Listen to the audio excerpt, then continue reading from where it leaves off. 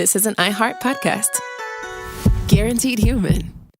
With no fees or minimums on checking accounts, it's no wonder that Capital One Bank Guy is so passionate about banking with Capital One. If he were here, he wouldn't just tell you about no fees or minimums. He'd also tell you about how Capital One cafes are open 7 days a week to assist with your banking needs. Yep, even on weekends. It's pretty much all he talks about, in a good way. What's in your wallet? Terms apply. See CapitalOne.com/bankguy. Capital One N.A., member FDIC.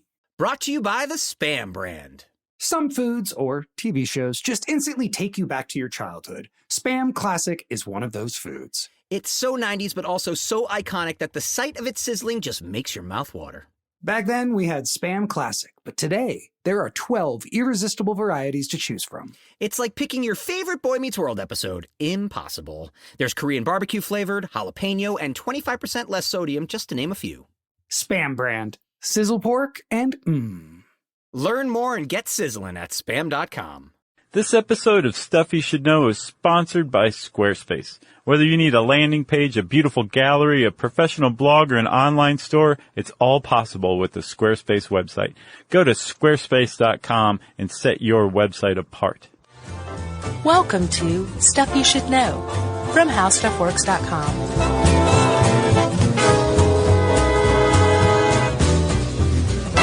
Hey, and welcome to the podcast. I'm Josh Clark. There's Charles W. Chuck Bryant. And Jerry's over there, and there's some coffee. See a few posters. There's a Beasley brand storage thing. You getting some of that Beasley cash coming your way? Maybe. What was that all about? I hope it's Beasley. It could also be Bisley. I don't know. You know, I got a listener mail from someone who went to get a bonsai tree in Boston after they were inspired after our episode. And the dude, she's like, have you been busy? And the guy was like, this week we've been, like, people want bonsai trees. The phone's been off the hook. No way. Yeah, we could be getting some of that bonsai scratch. We definitely should be. We're getting nothing. Japan should be giving us money. Man. What's their monetary unit? The yen. Is it still the yen? The Japanese yen. We need many yen coming our way. Yeah. Soon. Many yen. And they're going to try to flash some numbers at you. You'll be like, wow, that's a lot. Yeah, just remember, it's about 100 yen to $1. I'll let or you do 10. I'll let you negotiate that one. I think it's 10 now. Yeah. I don't remember. And the other night, I turned on the television and Karate Kid was on. Oh, I saw that. Just moments before the wonderful bonsai scene. Yeah, I saw it. You took a picture of your television. Yeah, and I put it on Instagram. I saw. Our Instagram, SYSK Podcast. Yeah, we're trying to take more pictures. Yeah. Isn't that what you do? Share ourselves. Yeah. Yeah. But this isn't about bonsai. No, I've got one more shout out though. There's a dude named Aaron Seitz who, remember when we had our horror fiction contest years back? Sure. And we said that anybody who, was a part of it, if they ever published anything, we give them a shout out. In perpetuity. In perpetuity. And Aaron Seitz, published something. He published a short story collection called the Andrew Jackson Stories. Ooh. And he says that it was published by Lockjaw Magazine, and he said they're about Andrew Jackson about as much as Richard Brautigan's trout fishing in America is about trout fishing. That means nothing to me. Well, it wasn't really about trout fishing. I But it's a slim little book. He sent it to us. I haven't read it yet, but he swears up and down that it's awesome. So we're going to go ahead and take his word for it. All right. But congratulations, Aaron Seitz. And if you want to go get your hands on Andrew Jackson Stories, go look it up. Go to the Lockjaw Magazine site, I would imagine. Yeah. Yeah. So that's done. And now we can talk about Controlled Burns. Yes. Good band name. Controlled Burn? Yeah, depending on, like, maybe if it was like a soft rock group. Yeah. They're like a 80s wedding band, Controlled Burn. Oh, sure. Good evening, we are Controlled Burn, and this is by ELO. Right. Or Loggins and Messina. Yeah. I'm not dissing ELO, by the way. I love No, ELO is great. Did you see Kenny Loggins on Documentary Now? The two-parter? Yeah, which episode was that? It was the two-part one about the what was their thing? I don't remember. Oh, they were a band. They were Oh, that's right. That was the band. Yeah. It was like the greatest band name ever. It was good. I want to say California Chrome, but that was that racehorse. I don't remember what they were called. Was it Controlled Burn? No, but that was a good one. Yeah. That two-parter. Great show. Love that show. And there's a new season coming out, right? They should. Okay. So, again, we're talking about controlled burning, not a ban, an actual thing. Yeah, and this ties into our wildfires episode. Yeah, which we did. Years back. Yeah. But Chuck, I always love the opportunity to talk about 1491. Oh, here we go. And here's one now. All right. So, it wasn't until about 1491, the book, by the way. Right. If you're new to the show, this is Josh's long stated favorite book. So long. And you've talked about it a lot. At least 50, 60 times. Yeah. And I would have read it by now if you hadn't have talked about it so much. You don't even need to now. You know the whole book. So 1491, one of the premises of it is that they're like our understanding of Native America in North and Meso and South America prior to Columbus coming over is like just totally wrong. Yeah. There were way more people. They were way more advanced than anthropology and archaeology has long given them credit for. Yeah. They had internet cafes. Pretty much. They did. But it wasn't until like the early 2000s that this idea of the noble savage who treaded lightly on the ecosystem, on the environment, started to crumble, right? And we started to realize that a lot of the features, what the early explorers thought were natural features of North and South and Mesoamerica, were actually really well-managed ecosystems, right? And one of the ways that Native Americans used or managed ecosystems was through fire. Yeah. But again, there was this idea that Native Americans just had no idea what they were doing with anything. So whenever archaeologists, up until about 2000, 2001 or 2, the late 90s maybe, anytime they came across evidence of like a fire and it seemed like the Native Americans had set it, they just assumed that either the Native Americans had set it to amuse themselves. Yeah, because they're big dummies. Or because a campfire got out of control. Because they're big dummies. Right. Boy, oh boy. But this is what they came up with. They're like, oh, well, they clearly just wanted to set some fires for fun. Right. They couldn't have possibly had any point to it. Sure. But then more and more investigation has shown like, no, actually, not only did they know what they were doing, like, if you step back and look at North America, the whole continent was a managed set of ecosystems. Yeah. And one of the ways they did it was through fire. The other thing that interested me too was depending on the explorers and the Europeans and the settlers that came over to North America, some of them came and that was not anything new to them. Yeah. It turns out that using fire to manage ecosystems is almost universal. Oh yeah. Basically. Yeah. And I mean, some of the reasons they might have done it, of course, these days, one of the main reasons we do it is to prevent forest fires from spreading, right? Which we'll get to. But back then, they would use it to improve the foraging conditions for free-ranging cattle. Yeah. Increase visibility, access. There were all kinds of great reasons to burn things in a controlled way. Yeah. Supposedly, the early explorers didn't really think about it, but the historians went back and looked at it. The explorers who used to say like you can't get through the forests in North America, we're talking about swampland, like lands that wouldn't burn. Yeah. But you could drive like a car through a forest in like Ohio or something like that. Yeah.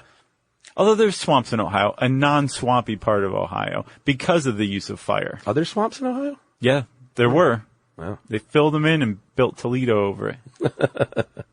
So, you were talking about when Europeans came upon the scene.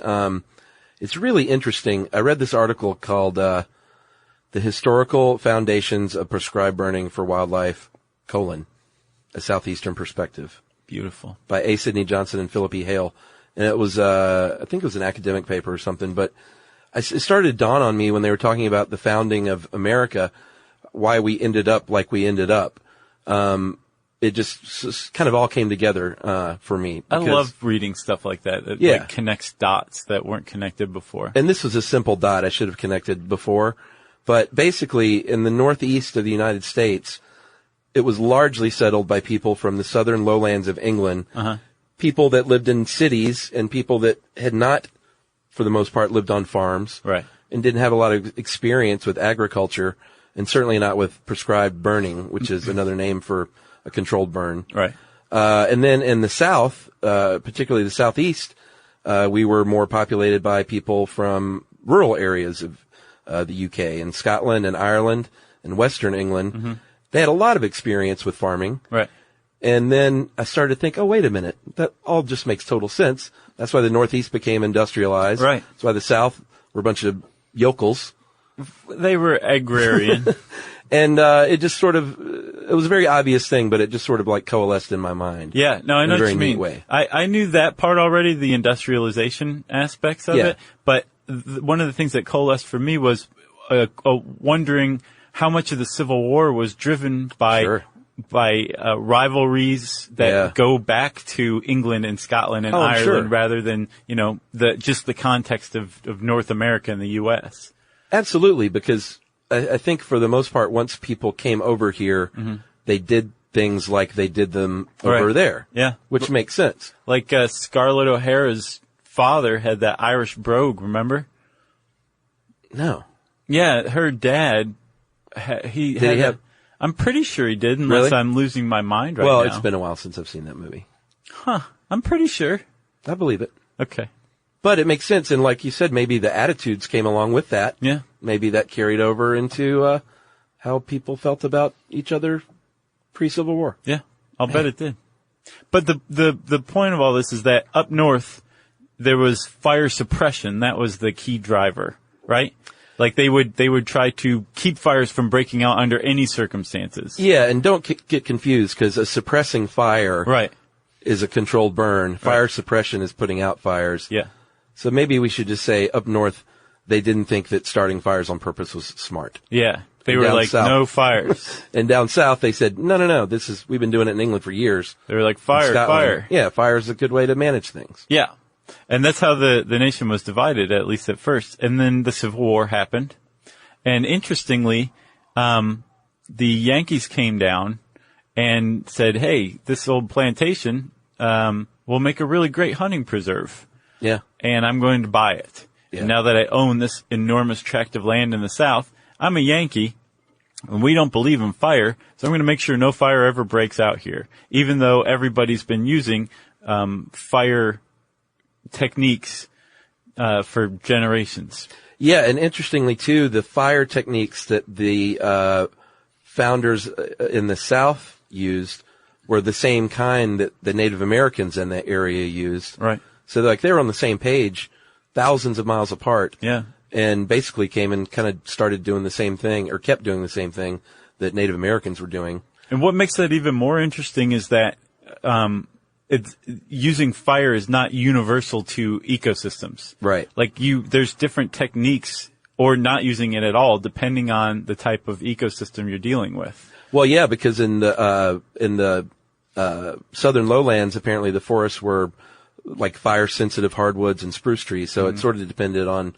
what kind of forest you had. Right. I guess theirs weren't as flammable. Right.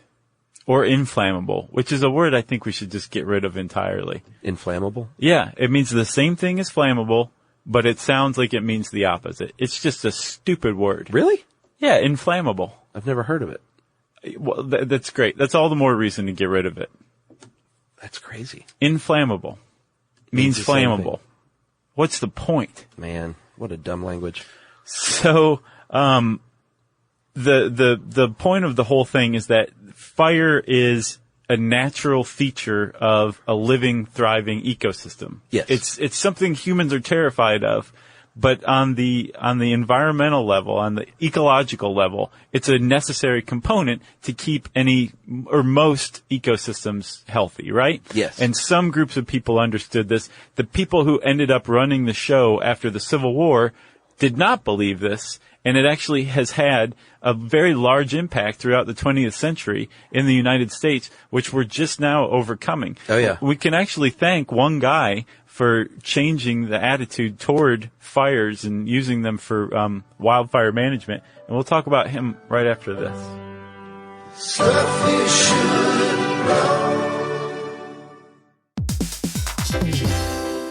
Stuff You Should Know is brought to you by the Spam brand. Here's some sizzling hot knowledge for you. Did you know there's a blue can found around the world that's so beloved there are entire festivals dedicated to it? Are you talking about beer? No, it's Spam Classic, Chuck. That's right, and it's also delicious. That cultural icon went from the meat that won the war in the 1930s to having a museum dedicated to it. Today there are 12 mouth-watering varieties like teriyaki, tocino, and Korean barbecue flavored, just to name a few. And, of course, Spam Classic, all waiting for you to fry up into your favorite Spam dish. There's simple crowd-pleasing dishes like Spam Classic and eggs, or flavorful cultural favorites like Spam Musubi, a perfectly fried Spam slice on a bed of rice wrapped in nori. It's a sweet yet savory Hawaiian favorite. So, while we serve up cans full of wisdom, you need to sizzle up some Spam Classic and bring that crispy on the outside, tender and juicy on the inside goodness to your next dish. Spam brand, sizzle, pork, and Learn more and get sizzling at spam.com.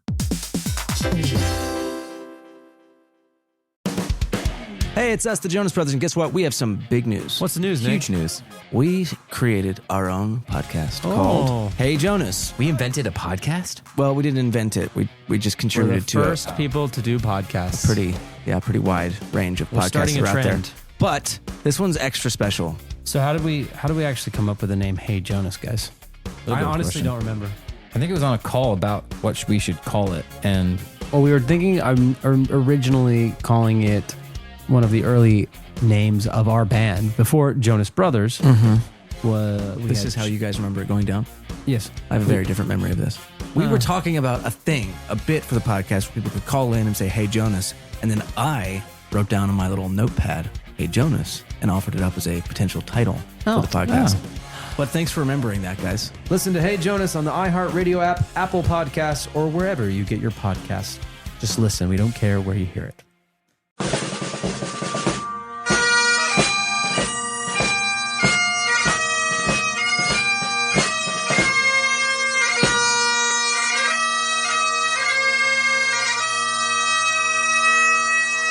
All right, so you teased a name drop. I did.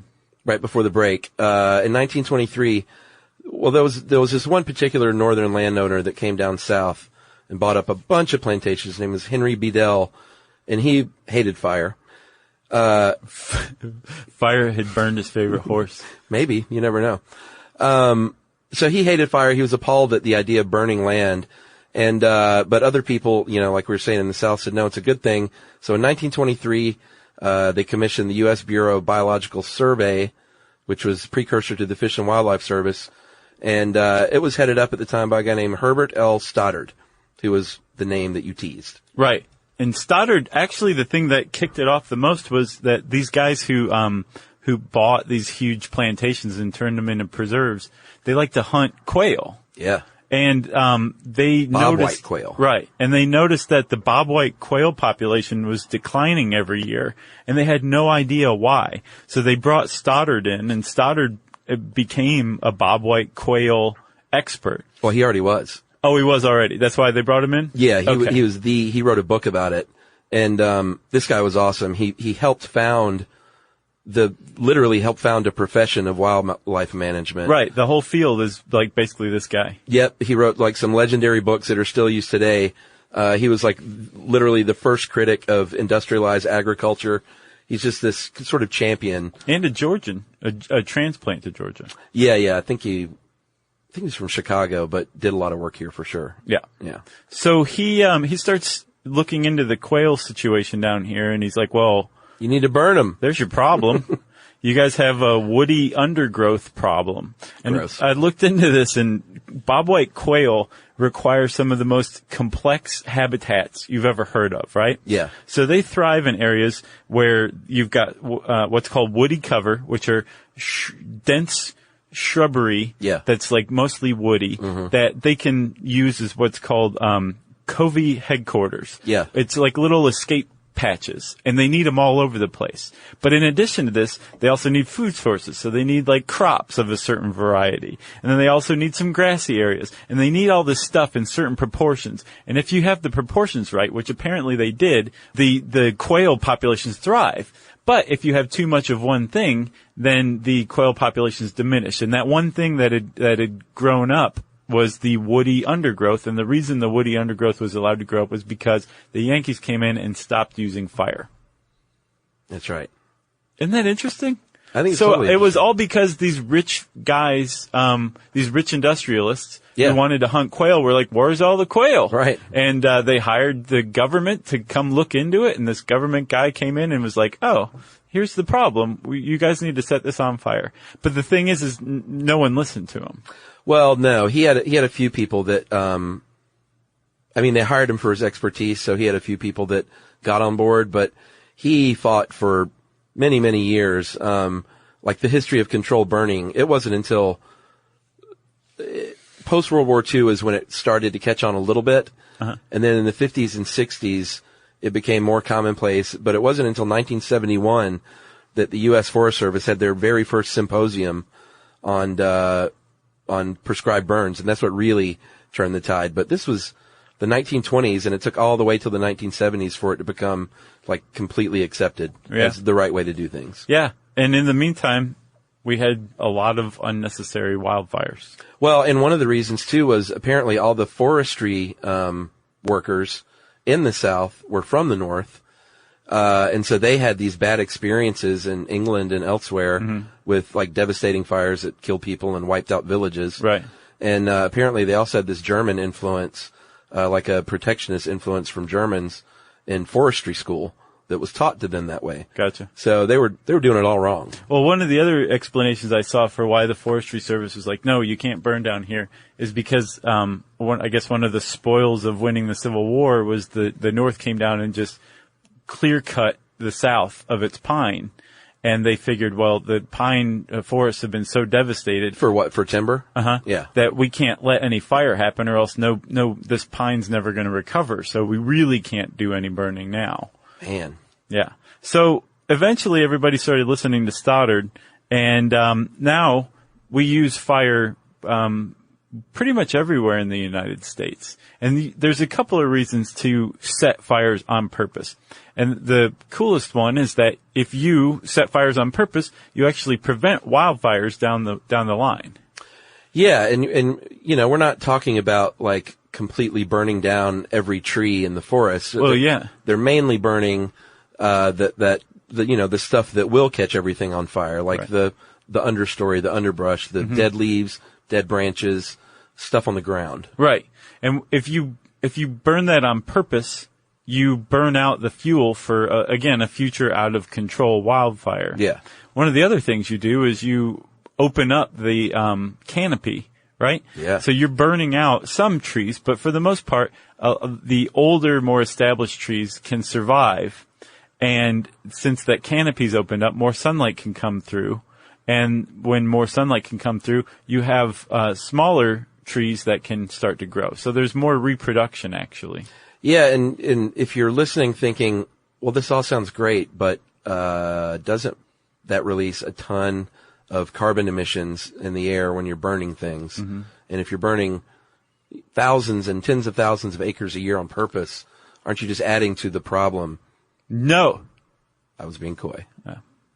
But the answer is no. Well, it depends. Well, so, it's a little bit of both. I thought this was a little strange for the way that this was parceled out. So on the one hand, in this article, it says, nope, actually, they've done studies, and the large established trees that can survive a controlled burn actually lock in more carbon in the long run than so the controlled burn releases less than, say, a wildfire that's burning out of control that burns those trees and unlocks that carbon, right? Yeah. And then later on in the last section of this article, the author's like, yeah, that really just depends on what kind of forest you're talking about. In some forests, it doesn't make a difference at all. And yes, then in that case, it's bad for the environment. I don't know about that last part. I'm just saying. I just think it was weird. Well, I think it's cool though, like what you just said though, the large trees capture that carbon. Right. And if you burn off the small stuff underneath, what you said earlier, it's going to open up that canopy and let those big trees grow bigger. Yeah. And that's going to be good in the long run. Long-term gain for short-term carbon emission output. Right. So, and then also, in addition to opening up that canopy, allowing more sunlight so reproduction can happen, there's actually, they found some species of trees that depend on fire to reproduce. And chief among them is the giant sequoia. So beautiful trees. In Yosemite in, I think, the 60s, they were like, the sequoias aren't reproducing. What's going on? And a guy named Dr. Richard Hartzvelt said, I think it has to do with fire. We stopped doing fire, and we want to do fire.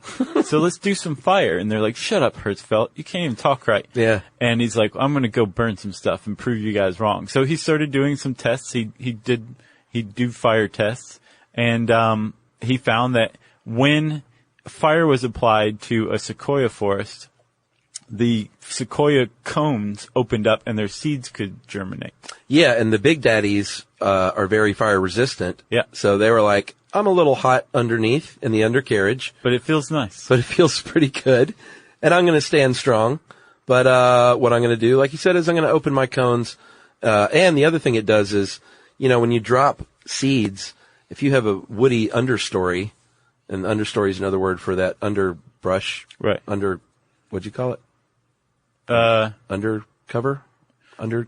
Coverage? Woody cover for a bobwhite quail. That's what the bobwhite quails call it amongst themselves. All right, so imagine a seed dropping from a pine cone from 100 feet up. Right. And the ground is covered in leaves and sticks and things. That seed might fall on a pile of leaves 6 inches deep and just sit there. Just sit there and be like, I'm unfulfilled. AKA, it never makes contact with the soil where it needs to be to establish roots. Right. Or even if it did, the sunlight is being blocked out by that understory. And fire solves all those problems. It does, because fire pops that pine cone open. The seeds come out. Yep. They are in the newly burned ground, which has a lot of carbon fertilizer now in the form of ashes. Sure. And lots of sunlight coming through because the understory has been burned away. So fire's the greatest thing ever. Pretty amazing. But, again, we said before, it depends on the ecosystem, right? So, especially out in California, they got kind of burn happy. They're like, oh, wait, fire can actually suppress wildfires? We have tons of wildfires out here. We need to burn all the time. And they started burning and burning and burning in Southern California, and it had zero impact on diminishing wildfires. And they couldn't figure out why. And they finally said, well, maybe we should study the ecosystem we're setting on fire and see what's what. And they found that they really shouldn't be burning the Southern California ecosystem to prevent wildfires, that actually makes it worse in this case. Yeah, in Southern California, they have what's called chaparral, and it's the, if you've ever been to Southern California, you know that it looks lovely now in the neighborhoods because people planted stuff everywhere, but the hillsides are kind of gross. They're brown, and they're thorny, and they're shrubby. It's like all tumbleweeds. Yeah, it's just sort of gross in those canyons. Right. And that's just my opinion. Yeah. Course. Well, that's chaparral, right? Yeah. Okay. And that chaparral, if you leave everything to itself there, apparently it's super fire resistant. Right. So if you left it naturally, it would only catch flame every 100 years or so. Right. But they were setting fire to this every few years. In order to try to prevent wildfires. And what they were ultimately doing was burning the chaparral, which was naturally flame resistant, right? Yeah. And in favor of the chaparral, since it took a long time to grow back, the stuff that was beating the chaparral out that could grow faster was actually very flammable. Yeah. So they were promoting the growth of wildfire fuel in Southern California by burning the chaparral too much. Good stuff. It is. It's really interesting. All right. Well, let's take a break and we'll come back and talk about a little bit about climate change and how that factors in, and then how you can do your own controlled burn. Stuff you should know. Stuff You Should Know is brought to you by the Spam brand. Here's some sizzling hot knowledge for you. Did you know there's a blue can found around the world that's so beloved there are entire festivals dedicated to it? Are you talking about beer? No, It's Spam Classic, Chuck. That's right, and it's also delicious. That cultural icon went from the meat that won the war in the 1930s to having a museum dedicated to it. Today there are 12 mouth-watering varieties like teriyaki, tocino, and Korean barbecue flavored, just to name a few. And, of course, Spam Classic, all waiting for you to fry up into your favorite Spam dish. There's simple crowd-pleasing dishes like Spam Classic and eggs, or flavorful cultural favorites like Spam Musubi, a perfectly fried Spam slice on a bed of rice wrapped in nori. It's a sweet yet savory Hawaiian favorite. So, while we serve up cans full of wisdom, you need to sizzle up some Spam Classic and bring that crispy on the outside, tender and juicy on the inside goodness to your next dish. Spam brand, sizzle, pork, and mmm. Learn more and get sizzling at spam.com. #1 hits, millions of records sold, awards, sold-out tours. You think the Jonas Brothers are satisfied? Nope. It's podcast time. We get to ask other people questions because we're sick and tired of being asked questions. Hey Jonas is available now, and their first guest is a big one, Paul Rudd. You know, Steve Carell is a great singer. Can he tell you not to audition for The Office or something? I told him. Whoa. We were filming Anchorman. Clearly, I was the idiot. Thank God he didn't listen to me, right? Listen to Hey Jonas on the iHeartRadio app, Apple Podcasts, or wherever you get your podcasts.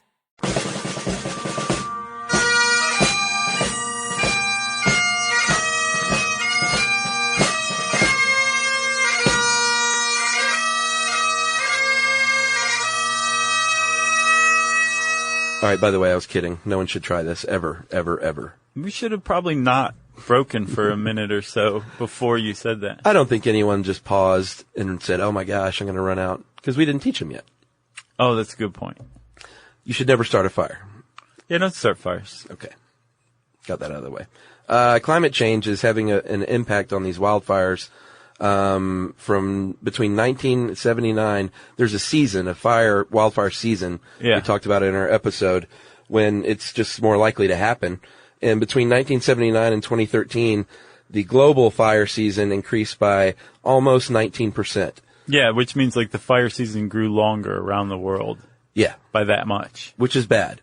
And at the rate of 864 million acres worldwide of wildfire that burn every year, which is an amazing number. Apparently that emits more than half the amount of carbon that fossil fuels put out in the atmosphere. Yeah, so it's awful. That's a tremendous amount, right? Yeah, and it's a feedback loop. It is, because it contributes CO2 to the atmosphere, which promotes the greenhouse effect, right? The greenhouse effect creates drought conditions. It heats things up. It lowers humidity, and it becomes a vicious cycle, right? Because when you have drought conditions, you have more dead trees that provide more fuel for more wildfires, and the more wildfires put more CO2 into the air, which promotes the greenhouse effect, and it just gets worse and worse and worse. More wind, too. Yeah. It's a big problem. Yeah, I was reading about the Fort McMurray wildfire up in Canada, and apparently they just had some freak weather. The Fred McMurray wildfire? Yeah. Yeah. He was like, I got no Fred McMurray jokes. The city, Fort McMurray, like a little outside town, they think the fire started somewhere out there. They're not sure what did it yet, but they had some freak weather where it was like 91 degrees. They still have like frozen lakes up there right now, but the temperature was like 91 degrees. Wow. Humidity was at like 15%, and winds were at about 45 miles an hour.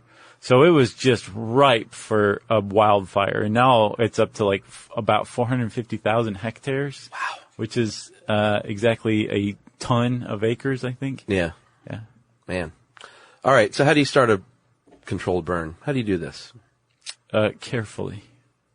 Well, first of all, you want to work for the Forest Service or yeah. Fish and Game or... Yeah, the author of this article says, go to local authorities. I'm like, you can do this if you're not a local authority? Yeah. But I guess you could. Like, he also mentions a landowner in the Pine Barrens of New Jersey. Yeah, that does his own controlled burns? Right.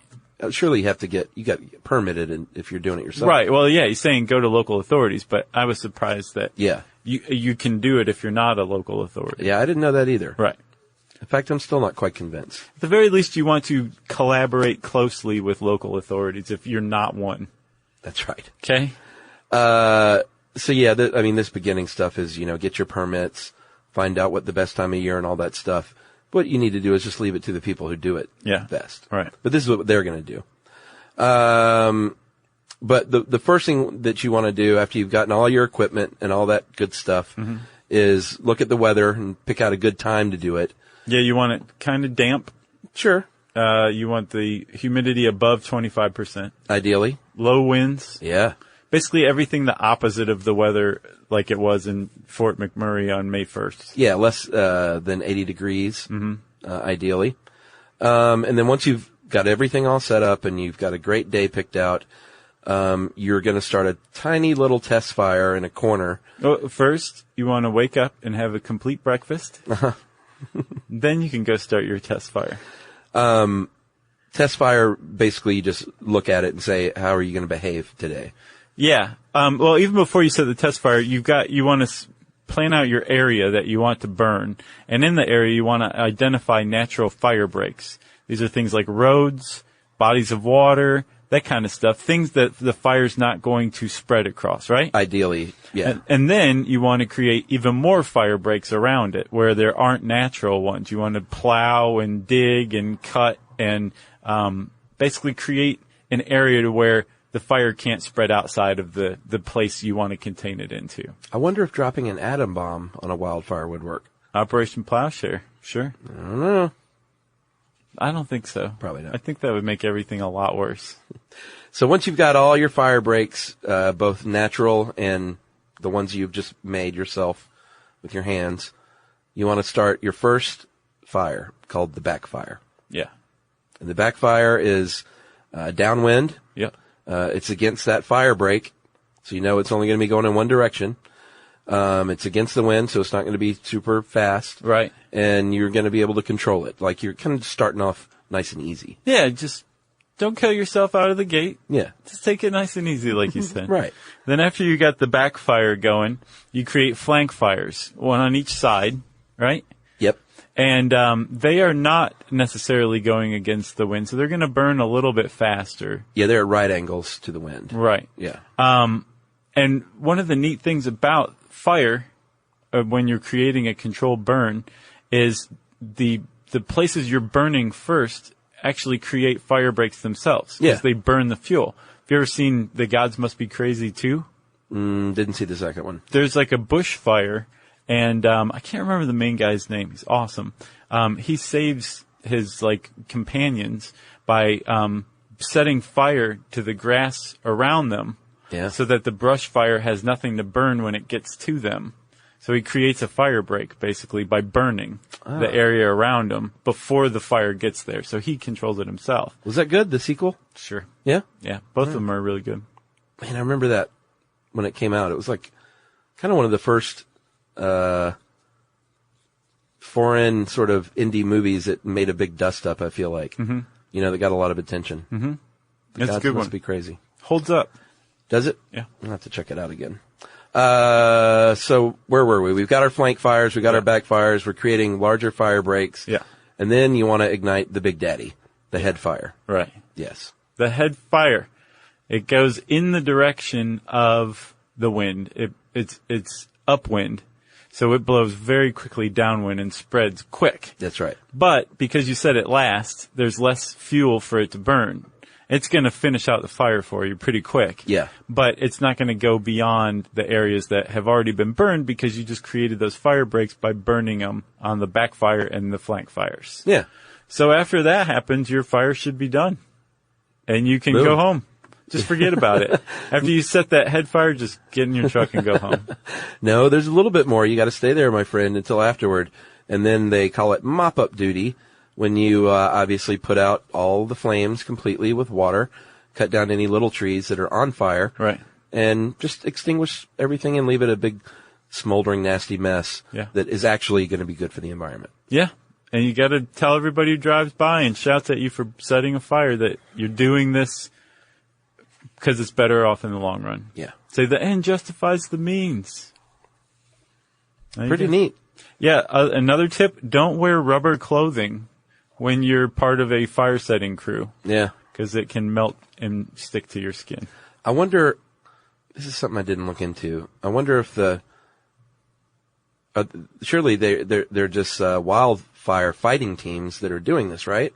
It's the same people, right? I would guess. I would hope. Because the thing is like, yes, you can be told how to set a fire. I think that's probably the easy part. Like figuring out how to adjust when it starts to get out of control or doesn't do what you think it's going to do, or the weather conditions change. Or if it jumps that fire break that you think is big enough. Right. That's when I think you need somebody who's like experienced. Yeah, it's got to be firefighters. Yeah, there should be the same people doing this who know what they're doing. Yeah, I'm sure it is. And if that's what you do, we want to hear from you. So shout out to us. Yeah, I think we heard from some fire jumpers in the last episode. We did from the wildfire one. And that was a good one, too. Go back and listen to that, everybody. Do it now. If you want to learn more about controlled burns, you can type those words in the search bar at howstuffworks.com. Since I said search bar, it's time for listener mail. I'm going to call this Mind Blown. Not my mind. Listener's mind. Hey, guys, I was listening to the Landfills episode, and the most important issue you brought up is the song Powerhouse by the Raymond Scott Quintet. Josh had hummed a snippet, and Chuck said it was Looney Tunes. That was a moment of cognitive dissonance that rivaled almost anything I've suffered in my 41 years, because Josh was actually humming a bit of La Villa or La Via Strangiato by Rush, not some dumb 50s band. I know that song, so this caught my attention. Powerhouse is from the 30s, and it was like an orchestral. That's right. Not a 50s band. This guy's out of his mind. Well, yeah, maybe so. I couldn't believe you were singing a part of one of my favorite songs by one of my favorite bands and crediting someone else. As I watched the Raymond Scott video, though, the universe refocused, like when the candle holder resolves into faces, or the Canadian flag is irreversibly changed into two angry guys pressing their foreheads together. Case closed. Have you ever seen that? The Canadian flag? No, I've seen one that says like Jesus loves you or something like that. I never knew that the Canadian flag, if you look at it a certain way, looks like two guys. I went and looked, and sort of. What about the Man on the Moon? You ever seen that? I don't know. Well, then you haven't. Okay. You would know. We'll show it to me. Yeah, it's kind of like, I guess I can see that. It's like the arrow in the FedEx logo. Like once you see it, you can't unsee it. Unless you really want to, and then you can. Oh, okay. I don't see what this guy's talking about. With the Canadian flag? Yeah. Well, you have to type in Canadian flag faces, and then someone will have... It's a bit of a stretch, if you ask me. Have you ever seen any Sister Wendy stuff? No. She is a nun who just understands art and art history like no one else on the planet. Yeah. And she had like a PBS show for a little while, and she would just point out things in art that you would just never think to look for. Like in the negative space, like the illusion? Sometimes, but also more like the shadows surrounding a family or something. Oh, okay. It makes them look isolated, and you're like, oh yeah, I didn't really put my finger on that or whatever. Gotcha. She's just got this really great knack for explaining art in really interesting ways. So, and I think it's online for free. Alrighty. Sorry about that. No, that's all right. So, where are we? Canadian flag, two angry guys. Thanks for broadening my understanding of one of the first Rush songs I learned to play on drums. And then I found this on songfacts.com, and it sounds credible. Apparently, this was an issue, and Rush did not give credit to Scott for using Powerhouse. By the time Raymond Scott's publisher notified the band's management of the infringement, the statute of limitations had expired of the challenge. But Rush's management, out of deference to Mr. and Mrs. Scott, and being the class act that they are, offered a one-time penance payment, feeling it was the ethical thing to do. All involved were happy with the resolution, and Rush has no further financial obligations. Wow. Under this the is settlement, quite a story. I know. Under the settlement, they were not required to accord Raymond Scott partial songwriting credit on the piece. So apparently, Powerhouse and Rush's La Villa Strangiato were similar, and they nicked it from there. Huh. Never knew. I didn't either. And that is from Ken Rinker in Colorado Springs. Thanks a lot, Ken. And he says best to Jerry in the gang. Jerry says thanks. I think. Yeah.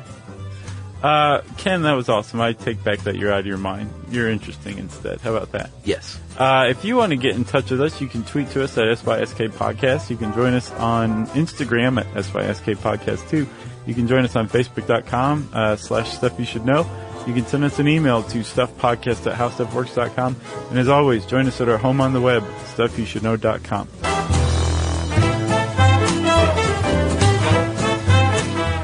For more on this and thousands of other topics, visit howstuffworks.com.